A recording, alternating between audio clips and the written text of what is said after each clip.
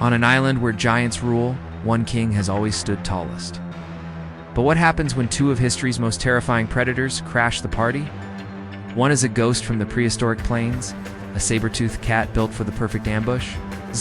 The other is a leviathan from the darkest depths, a shark of impossible size.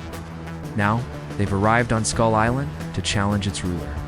This isn't just a fight, it's a war for the crown. Let's be clear, this is a fantasy throwdown. In reality, these three would never have met. Megalodon vanished millions of years ago, and Smilodon disappeared around 10,000 years ago. But on Skull Island, the rules are different.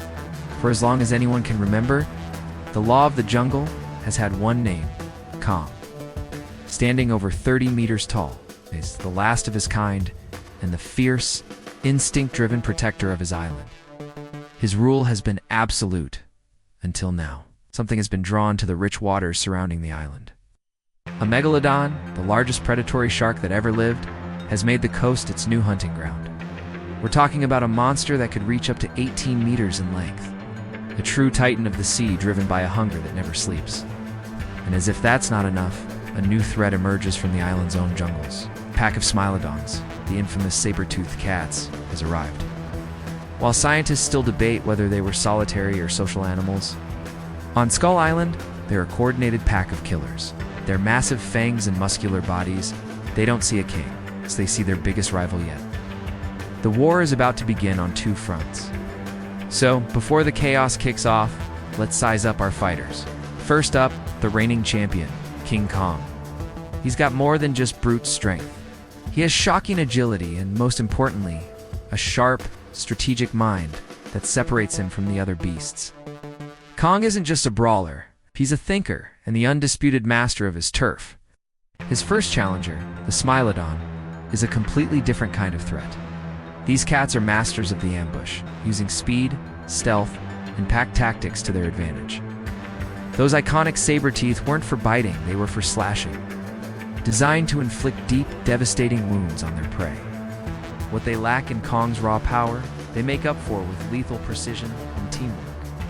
And then there's the Megalodon, lurking offshore. In the water, its power is absolute. It has one of the strongest bite forces in history, capable of shattering bone with ease, and a body built like a torpedo. Its game is the ambush from below, a single, catastrophic strike that can end a fight before it even starts. The first blow is struck on land. Smilodon, a blur of fur and muscle, lunges from the trees, claws aimed at Kong's legs. Old days. Another tries to flank him. Kong lets out a roar that shakes the island to its core, swatting one cat out of the air and into a cliffside. But these aren't mindless creatures. They're relentless, using hit-and-run attacks, their fangs trying to wear the giant down. The battle is a brutal, running fight that tears through the jungle and ends on the jagged cliffs overlooking the ocean. As Kong grapples with the pack's largest Smilodon, he loses his footing. In a tangle of roars and fury, both ape and cat tumble over the edge, plummeting into the churning waves below. They've just landed in the Megalodon's kingdom. Before we see what happens next, who do you think has the edge? Drop a comment below with #TeamKong, #TeamMegalodon, or #TeamSmilodon, and tell us who you think will be left standing. Suddenly, the battlefield has changed.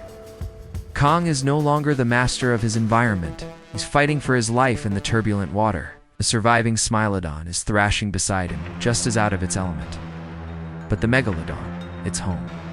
It strikes a gray torpedo of impossible speed, its jaws agape.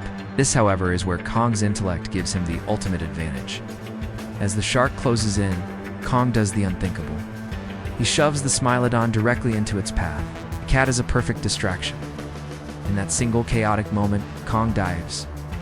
He spots an underwater cave system in the cliff face of shelter, just small enough to keep the massive shark out. But he's not hiding, he's planning. Grabbing a huge boulder from the seafloor, Kong waits. The enraged Megalodon circles the entrance. As it makes a pass, Kong explodes from the cave, driving the boulder with every ounce of his strength into the shark's gillset's most vulnerable spot.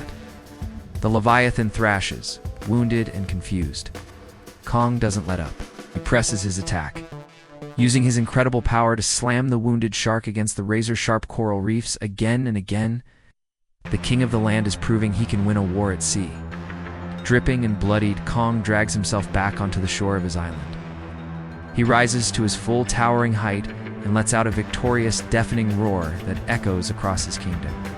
He faced down the deadliest predators from both land and sea, and reminded them why he alone wears the crown. It wasn't just his power that won the day. It was his ability to adapt and outthink the pure, primal instinct of his enemies. Kang didn't just fight like a beast, he fought like a king. So, who should be the next challenger to test the King of Skull Island? Let us know in the comments. And if you want to see more epic monster battles, be sure to like, share, and subscribe.